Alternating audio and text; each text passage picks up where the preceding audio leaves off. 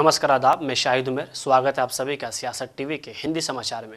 आइए देखते हैं सबसे पहले हेडलाइंस। चुनाव लड़ने पर आजीवन प्रतिबंध नहीं, दोषी राजनेताओं पर केंद्र सरकार का सुप्रीम कोर्ट में हलफनामा।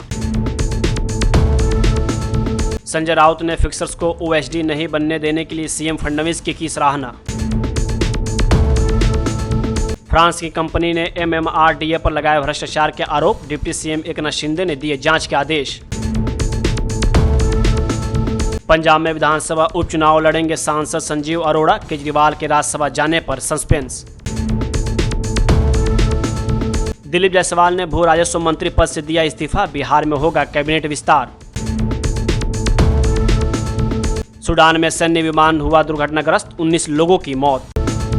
अब खबर विस्तार से। सुप्रीम कोर्ट ने पिछले दिनों केंद्र सरकार से जवाब मांगा था कि क्या दोषी सांसदों और विधायकों के चुनाव लड़ने पर हमेशा के लिए बैन लगाना चाहिए। इस मामले पर अब केंद्र सरकार की तरफ से हलफनामा दाखिल किया गया है। जवाब में बताया गया है कि आपराधिक मामले में दोषी राजनेताओं के सजा काटने के बाद उन्हें आजीवन चुनाव लड़ने से प्रतिबंधित नहीं किया जा सकता है। जवाब में बताया गया है कि संसद ने परिस्थितियों को ध्यान में रखकर व्यवस्था तय की है। सदन से किसी को अयोग्य करार देने की स्थितियां भी स्पष्ट हैं। याचिकाकर्ता की तरफ से दाखिल याचिका में विभिन्न पहलुओं को अस्पष्ट तौर पर पेश किया गया है। केंद्र सरकार ने 2016 में दाखिल याचिका को खारिज करने की मांग सुप्रीम कोर्ट से की है। सुप्रीम कोर्ट ने इस मामले पर सरकार और चुनाव आयोग से जवाब तलब करते हुए कहा था कि अगर किसी सरकारी कर्मचारी को दोषी ठहराया जाता है तो वो जीवन भर के लिए सेवा से बाहर हो जाता है, फिर दोषी व्यक्ति संसद में कैसे लौट सकता है? कानून तोड़ने वाले कानून बनाने का काम कैसे कर सकते हैं? वकील अश्विनी उपाध्याय ने 2016 में जनहित याचिका लगाई थी, जिसमें जन प्रतिनिधित्व अधिनियम 1951 की धारा 8 और 9 की संवैधानिक वैधता को चुनौती दी है। याचिकाकर्ता की तरफ से कहा गया है कि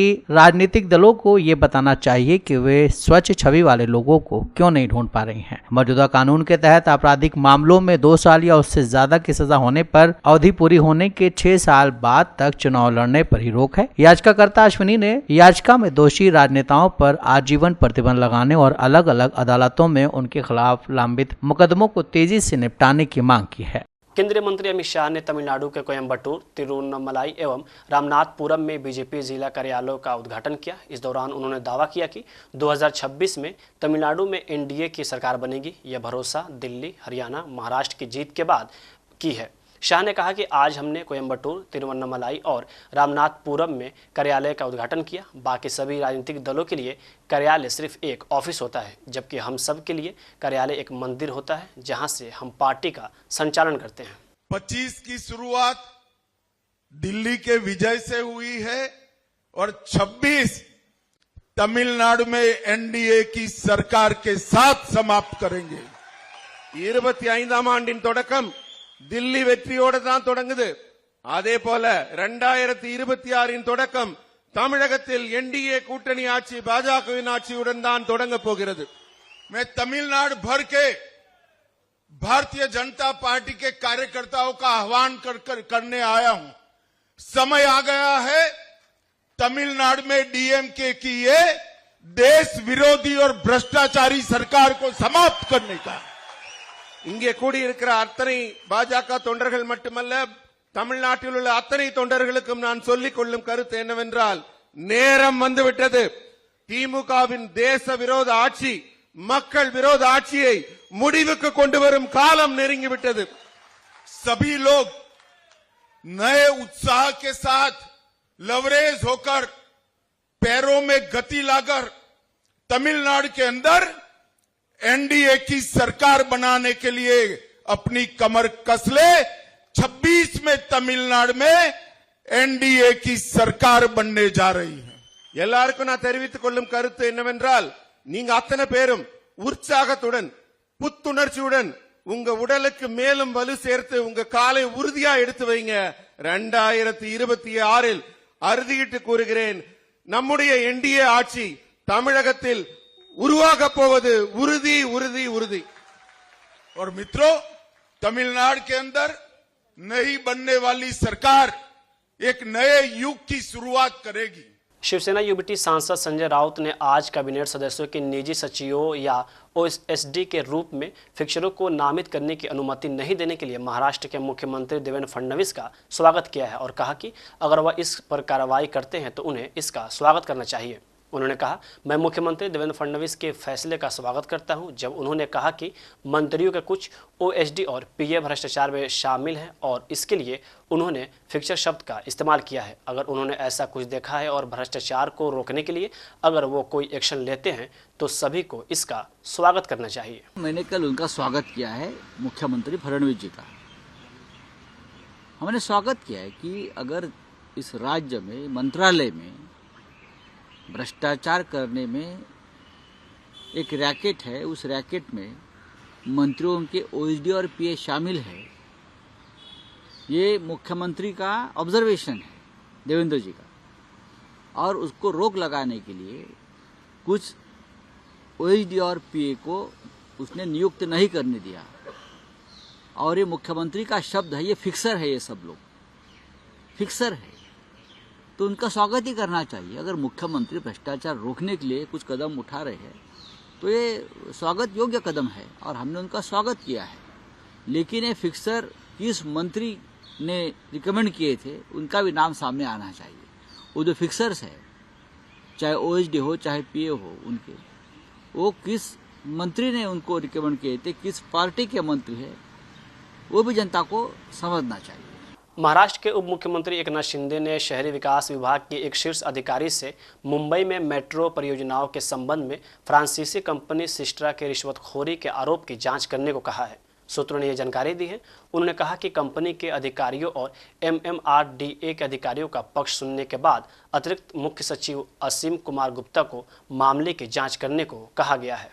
सूत्रों के मुताबिक वरिष्ठ अधिकारी को 15 दिन में रिपोर्ट जमा करने का निर्देश दिया गया है। एकनाथ शिंदे शहरी विकास विभाग का प्रभार देखते हैं। यही विभाग राज्य सरकार के स्वामित्व वाली योजना और विकास एजेंसी MMRDA का कामकाज देखता है। सिस्ट्रा मुंबई में MMRDA की अनेक मेट्रो परियोजनाओं के लिए सामान्य परामर्शदाता के रूप में काम करता है। फ्रांसीसी कंपनी ने आरोप लगाया कि MMRDA अधिकारियों ने उचित लाभ की मांग की, भुगतान में देरी की और ठेकेदारों को देने वाले ऑर्डर बढ़ाने के लिए कंपनी पर दबाव डाला और मनमाने जुर्माने लगाए। MMRDA ने आरोपों का पुरजोर खंडन किया है। उसने एक बयान में दावा किया है कि सिस्ट्रा ने MMRDA से निलंबन और समाप्ति नोटिस प्राप्त होने के बाद ही फ्रांस सरकार के प्रतिनिधियों के सामने कुछ तथ्य को गलत तरीके से पेश किया। वही इस मामले को लेकर मुख्यमंत्री देवेंद्र फडणवीस ने कहा है कि शिकायत उनके पास नहीं पहुंची है, लेकिन वो मुख्य सचिव सुजाता सौनिक से बात करेंगे। उन्होंने कहा है कि पारदर्शिता हमारे प्रशासन का मूल है, हम इसे किसी भी कीमत पर बहाल करना सुनिश्चित करेंगे।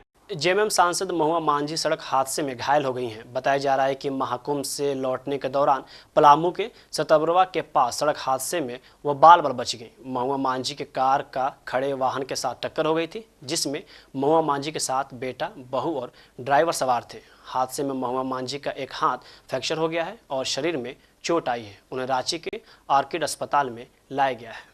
हम लोग गाड़ी से कुंभ स्नान करने के लिए गए हुए थे, परसों गए थे, तो गाड़ी से 12 साढ़े 12 घंटा लगा था और कल अच्छे से सुबह में हम लोग संगम घाट में स्नान वगैरह किए। करने के बाद अचानक हम लोग डिसाइड किए कि हम लोग कल ही वापस आ जाएंगे। तो शाम में 6:30 बजे हम लोग करीब होटल से निकले रांची के लिए। तो लगातार करीब हम लोग 9 घंटा गाड़ी चला चुके थे। बीच में सिर्फ डिनर करने के लिए रुके थे। हम गाड़ी चला रहे थे, ड्राइवर मेरे बगल में बैठा हुआ था। तो पारी करके गाड़ी चला रहे थे, तो हम ड्राइवर को बोले कि हम जनरली घर में 3:30 बजे तक जगे रहते हैं, तो हम 4 बजे तक वो गाड़ी हैंड ओवर कर देंगे, तब तक तुम 2 घंटा सो लो। तो 3:30 मतलब 3:40 में हमको फील हुआ कि इनको चेहरा धो लेना चाहिए रुक करके, लेकिन उस वक्त हम नहीं धोए और वही 3:45 में हमको नींद आ गया। अचानक मतलब गाड़ी में मेरे लेफ्ट हैंड साइड में ड्राइवर बैठा हुआ था, मैं गाड़ी चला रहा था, मेरे पीछे माँ थी और माँ के बगल में मेरी वाइफ बैठी हुई थी। तो हम लोग तो आगे सीट बेल्ट लगाए हुए थे, लेकिन पीछे हम लोग बेड बना दिए थे। तो बेड बना के ताकि उन लोग रेस्ट करके आ सके, तो सीट बेल्ट नहीं लगा पाए। माम को बोली भी 2 बार कि देखो सीट बेल्ट नहीं लगा पा रहे हैं, लेकिन गद्दा के कारण से सीट बेल्ट लगा नहीं पाए। तो जैसे ही हमको झपकी लगा, अचानक मेरी वाइफ जोर से चिल्लाई, तो हमको आँख अचानक खोले तो देखिए पूरा मतलब गाड़ी के अंदर धुआं सफ़ेद धुआं लग रहा था। तो हम उसको उतना ही खाली बोले हम संभालते हैं, उतना में हम ब्रेक मारे और गाड़ी को घुमा दिया। तब रियलाइज़ हुआ कि धक्का लग चुका था और फिर अचानक 4-5 लोग बाहर से दौड़ते हुए आए, शीशा तोड़ने का कोशिश कर रहे थे निकालने के लिए हम लोग को। तो हम लोग उसको इतना ही बोले कि हम गाड़ी का दरवाज़ा खोल के निकल जाए। तो आगे का दोनों एयरबैग्स खुल गया था। हरियाणा सरकार में मंत्री अनिल विज ने हरियाणा नगर निकाय चुनाव पर कहा कि अगर परिषद चुनाव में कांग्रेस समेत सभी राष्ट्रीय पार्टियां और प्रादेशिक पार्टियां मैदान छोड़कर भाग गई हैं, भाजपा की लोकप्रियता से घबराकर वो अपने उम्मीदवारों को मैदान में नहीं उतार रही हैं। केंद्र में भाजपा की सरकार है, प्रदेश में भी भाजपा की सरकार है। अब लोगों के मन बना लिया है कि अगर नगर परिषद में भी भाजपा की सरकार बनाएंगे ताकि सरकार बिना किसी रुकावट के चल सके। नगर परिषद चुनाव में कांग्रेस सहित सभी राष्ट्रीय पार्टियां और प्रादेशिक पार्टियां मैदान छोड़कर भाग गई है। भारतीय जनता पार्टी की लोकप्रियता से घबराकर ये अपने उम्मीदवारों को अपने चुनाव निशान पर खड़ा भी नहीं कर सके। केंद्र में भारतीय जनता पार्टी की सरकार है, प्रदेश में भी भारतीय जनता पार्टी की सरकार है। अब नीचे भी लोगों ने मन बना लिया कि नगर परिषद, नगर निगम, नगर पालिका में भी भारतीय जनता पार्टी की सरकार बनाएंगे ताकि विकास बेरोक टोक हो सके। वही आम आदमी पार्टी ने पंजाब में बड़ा दांव चला है। लुधियाना वेस्ट विधानसभा सीट पर होने जा रहे उपचुनाव में पार्टी ने अपने राज्यसभा सांसद संजीव अरोड़ा को टिकट दिया है। चर्चा ये भी है कि अरविंद केजरीवाल पंजाब से राज्यसभा जा सकते हैं। हालांकि पार्टी ने इस तरह की अटकलों को गलत बताया है। संजीव अरोड़ा साल 2022 में राज्यसभा सांसद थे। अभी उनका करीब 3 साल का कार्यकाल बाकी है। चर्चा को बल मिल रहा है कि उनकी जगह अरविंद केजरीवाल राज्यसभा जाएंगे। देखिए, संजीव अरोड़ा जी एक बहुत एबल कैंडिडेट है। वो लगातार ग्राउंड पर रहते हैं, अपनी कॉन्स्टिट्यूएंसी में उनकी बहुत पकड़ है, जिस वजह से वो वहाँ के लिए बेस्ट सूटेबल कैंडिडेट हैं और उनको उतारा गया है। जहाँ तक अरविंद केजरीवाल सर की बात है तो मीडिया के सूत्र पहले कह रहे थे कि वो पंजाब के मुख्यमंत्री बनेंगे, अब मीडिया के सूत्र कह रहे हैं कि वो राज्यसभा से लड़ेंगे। ये दोनों सूत्र बिल्कुल गलत हैं। अरविंद केजरीवाल जी आम आदमी पार्टी के राष्ट्रीय संयोजक हैं। मैं मानती हूं कि उनकी डिमांड बहुत ज्यादा है, पर वो किसी एक सीट पर सीमित नहीं है। देखिए, ये एक ओपन सीक्रेट था कि वो वहां के लिए बेस्ट एलिजिबल कैंडिडेट है, तो इस बात को इससे ना जोड़ा जाए और मैं आपके सूत्रों का सिरे से खंडन करती हूँ। अरविंद केजरीवाल राज्यसभा नहीं जा रहे हैं? बिल्कुल नहीं जा रहे हैं। आगे में भी किसी और सीट से या कहीं और से ऐसा कुछ भी नहीं है। अरविंद केजरीवाल जी की बहुत ज्यादा डिमांड है, हमें ये पता है, पर अरविंद केजरीवाल जी सिर्फ एक सीट पर सीमित वाले व्यक्ति नहीं हैं, वो पूरे देश के हैं। तो दिल्ली में ही रहेंगे आप ये कह रही हैं, मतलब पंजाब से राज्यसभा नहीं जाएंगे? नहीं, पंजाब से राज्यसभा नहीं जाएंगे। दिल्ली में कहीं से जा सकते हैं क्या ऐसा कुछ?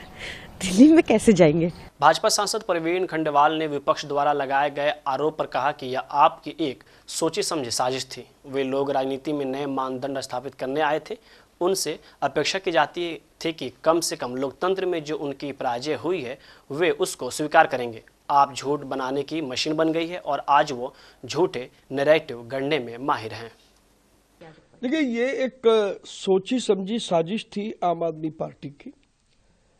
जब भी संसदीय मर्यादाओं का उल्लंघन होगा तो निश्चित रूप से कार्रवाई होगी और वही कार्रवाई माननीय स्पीकर ने दिल्ली विधानसभा में की है। कहीं ना कहीं वो लोग जो राजनीति में नए मानदंड स्थापित करने के लिए आए थे, उनसे ही अपेक्षा की जाती थी कि अब वो कम से कम लोकतंत्र में जो उनकी पराजय हुई है उसको स्वीकार करें और नई सरकार है, सरकार को काम करने के मौके दें। लेकिन हम सब ने देखा है कि पिछले 10 सालों में जिस प्रकार से आम आदमी पार्टी झूठ बनाने की मशीन बन गई और झूठ के नैरेटिव गढ़ने में वो माहिर है, यही काम उन्होंने इस सत्र के पहले दिन किया। इतिहास इस बात का गवाह है कि जब भी इस तरीके का झूठ बोलते हैं वो झूठ अपने आप उसका पर्दाफाश होता है। दिल्ली की माननीय मुख्यमंत्री ने जब उन्होंने ये आरोप लगाया तो माननीय मुख्यमंत्री ने अपने कमरे को मीडिया को भी दिखाया और ये सबको पता है कि ना तो शहीद आजम भगत सिंह की तस्वीर हटी, ना बाबा साहब भीमराव अंबेडकर की तस्वीर हटी। और यही आतिशी थी जिनकी फोटो हमने देखी है। बाबा साहब को उन्होंने अपने चरणों में रखा हुआ था और वो मोबाइल देखने में व्यस्त थी। तो दिल्ली की जनता इस बात को समझती है कि बाबा साहब का अपमान कौन कर रहा है। वही आप नेता प्रियंका कक्कड़ ने कहा कि हमने कहा मना किया है कि पीएम मोदी और राष्ट्रपति की तस्वीर नहीं लगनी चाहिए। बिल्कुल लगाएं उनकी तस्वीर, लेकिन आपको डॉक्टर बाबा साहेब अम्बेडकर जिन्होंने ये संविधान लिखा है और आपको अधिकार दिया है यहाँ तक पहुँचने का, और शहीद भगत सिंह की तस्वीरें नहीं हटानी चाहिए थी। क्या इनकी तस्वीर हटाकर ही राष्ट्रपति और पीएम मोदी की तस्वीर लग सकती है? उन्होंने सारे कार्यालय से डॉक्टर बाबा साहेब भीमराव अंबेडकर और शहीद भगत सिंह की तस्वीरें हटाई है। तो हमने कहा मना किया कि प्रधानमंत्री मोदी की तस्वीर नहीं लगनी चाहिए या प्रेसिडेंट की तस्वीर नहीं लगनी चाहिए। बिल्कुल लगाइए, but at the same time आपको बाबा साहेब अम्बेडकर जी जिन्होंने ये संविधान लिखा और आपको अधिकार दिया यहाँ तक स्वर्णिम करके पहुंचने का, या फिर शहीद आजम भगत सिंह जी, इनकी तस्वीर नहीं हटानी चाहिए थी। क्या इनकी तस्वीर हटाकर ही प्रेसिडेंट और प्राइम मिनिस्टर की फोटो लग सकती थी? उनकी फोटो भी तो कहीं और लग सकती थी। बट जहां तक मेरी जानकारी है, उन्होंने वहां से सारे कार्यालयों से, दिल्ली सरकार के और सीएम मुख्यालय से, सचिवालय से, हर जगह से बाबा साहेब अम्बेडकर की तस्वीर हटा दी है। हर जगह से शहीद आजम भगत सिंह जी की तस्वीर हटा दी है। तो भाजपा को बताना चाहिए कि आज नरेंद्र मोदी उनको बाबा साहेब और शहीद आजम से भी बड़े लगते हैं। वहीं उत्तर प्रदेश के प्रतापगढ़ जिले में आज एक सड़क हादसे में 4 श्रद्धालुओं की मौत हो गई है, जबकि 3 घायल बताए जा रहे हैं। यह हादसा अयोध्या प्रयागराज राष्ट्रीय राजमार्ग पर हुई। हादसे में हताहत सभी श्रद्धालु बिहार, झारखंड और कोलकाता से ताल्लुक रखते थे और सभी अयोध्या रामलला का दर्शन करने के बाद महाकुंभ प्रयागराज गंगा स्नान करने जा रहे थे। जानकारी के मुताबिक यह हादसा देहात कोतवाली इलाके के राजगढ़ में हुआ था। आज दिनांक 26/2/2025 को थाना पतौली देहात पर भोर में लगभग 2:30 बजे ग्राम राजगढ़ से एक एक्सीडेंट होने की सूचना प्राप्त हुई। सूचना प्राप्त होने पर तत्काल थाना पतौली देहात की पुलिस मौके पर पहुंची। जांच के क्रम में पता चला कि इस टीओवी गाड़ी में कुल 7 श्रद्धालु थे जो जनपद प्रयागराज से अयोध्या की तरफ जा रहे थे। सभी बिहार राज्य के रहने वाले थे। गाड़ी अनियंत्रित होकर मुख्य सड़क से नीचे उतर गई तथा पास में स्थित एक घर में जाकर घुस गई। गाड़ी में सवार कुल 7 व्यक्तियों में से 4 व्यक्तियों की जिला अस्पताल में इलाज के दौरान मौत हो गई। शेष 3 व्यक्तियों का इलाज चल रहा है और इनके परिजनों को सूचना दे दी गई है। मामले में अग्रिम विधिक कार्रवाई की जा रही है।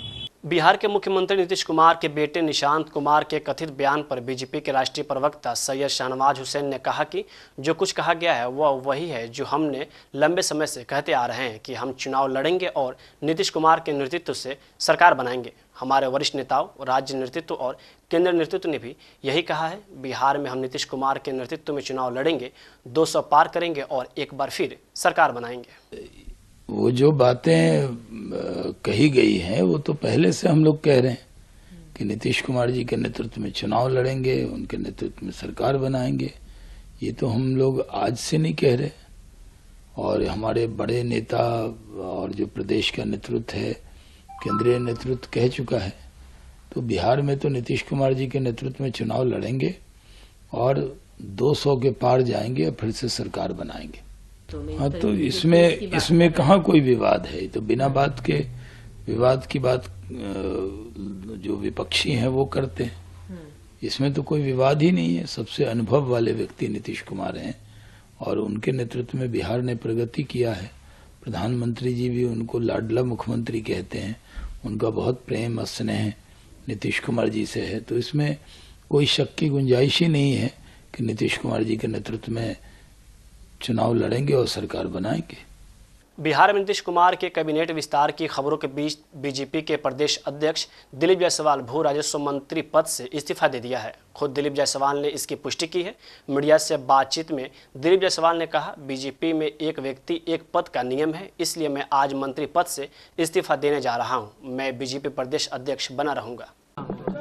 नहीं, मैंने कहा कि आज शाम में 4 बजे माननीय मुख्यमंत्री की अनुशंसा के आलोक में महामहिम राज्यपाल महोदय ने शपथ ग्रहण समारोह का अपनी सहमति दिया है और आज 4 बजे मंत्रिमंडल का विस्तार राजभवन में होगा। कितने मंत्री लोग आज शपथ लेंगे? 7 मंत्री के शपथ लेने की संभावना है। 7 बीजेपी कोटा से? 7 बीजेपी कोटा से होंगे।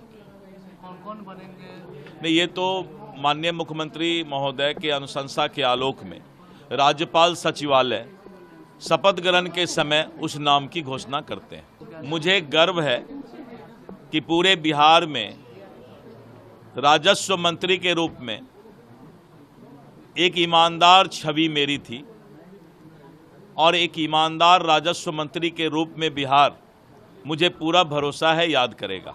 जो भी मंत्री आएंगे, प्रदेश अध्यक्ष होने के नाते भी मैं उनका अभिभावक रहूंगा, तो जरूर मेरा सलाह उनके साथ रहेगा। प्रदेश परिषद की बैठक केंद्र के निर्देश पर 4 मार्च को भारतीय जनता पार्टी के प्रदेश परिषद की बैठक होने जा रही है, जिसमें करीब 6000 डेलीगेट और कार्यकर्ता, भारत सरकार के मंत्री, बिहार सरकार के मंत्री, हमारे प्रभारी, सभी लोग बापू सभागार में 4 मार्च को प्रदेश परिषद की बैठक में शामिल होंगे और उसी दिन भारतीय जनता पार्टी के नए अध्यक्ष की घोषणा होगी, उनका चयन होगा। वहीं बिहार विधानसभा चुनाव से पहले नेता प्रतिपक्ष तेजस्वी यादव बीजेपी पर जमकर हमला बोल रहे हैं। नौकरी और आरक्षण के मुद्दों पर वे भारतीय जनता पार्टी को घेरने में जुट गए हैं। तेजस्वी यादव ने आज एक्स पर अपने एक कार्यक्रम का वीडियो पोस्ट करते हुए लिखा कि जैसा आदमखोर लोग होता है ना, वैसे ही बीजेपी आरक्षण चोर है। बीजेपी को तो हम कहते हैं जैसे आदमखोर लोग होता है, आदमखोर का मतलब समझते हैं ना। बीजेपी जो है आरक्षण खोर है और आरक्षण चोर। 65% हम लोगों का आरक्षण खा गया, आज 16% आप लोगों को नुकसान हो रहा है। जो तेजस्वी बहाली निकलवाया, 5 लाख नौकरी दिया, 3.5 लाख प्रक्रियाधीन कराया, आज आपके भाई को, आपके बेटे को, बेटियों को नौकरी मिलता 50,000 का नुकसान हो रहा है आप लोगों का। जो आरक्षण लोग खाने का काम किया, जो फंसाने का काम किया। इसलिए हम कहते हैं बीजेपी जो है आरक्षण, जोर से बोले बीजेपी आरक्षण, आरक्षण खोर और आरक्षण चोर है कि नहीं है? आज ये लाभ आप लोग को मिलना चाहिए था कि नहीं मिलना चाहिए था? जिस परिवार की नौकरी नहीं 2 लाख मिलना चाहिए था, नहीं दिया। लेकिन हम लोगों ने योजना, हम लोग की सरकार बनेगी तो तेजस्वी इस मंच से वादा करता है कि इस योजना को हम लोग लागू करेंगे, आपकी मांग को पूरा करेंगे। साथ ही साथ अंबेडकर जी की, कबीर जी की, संत रविदास जी की सभी स्कूलों में, पाठ्यक्रम में, सिलेबस में उनके 1 नहीं 2 चैप्टर हम लोग करवाने का काम करेंगे, ताकि लोग उनको जाने, उनके विचार को लोग समझें, उनके विचार को आगे लोग बढ़ाएं। ये काम हम लोग करेंगे। सूडान का सैन्य विमान ओमडुरमैन शहर में दुर्घटनाग्रस्त हो गया। इस दर्दनाक हादसे में कम से कम 19 लोग मारे गए हैं। इस बात की जानकारी सैन्य और स्वास्थ्य अधिकारियों ने दी।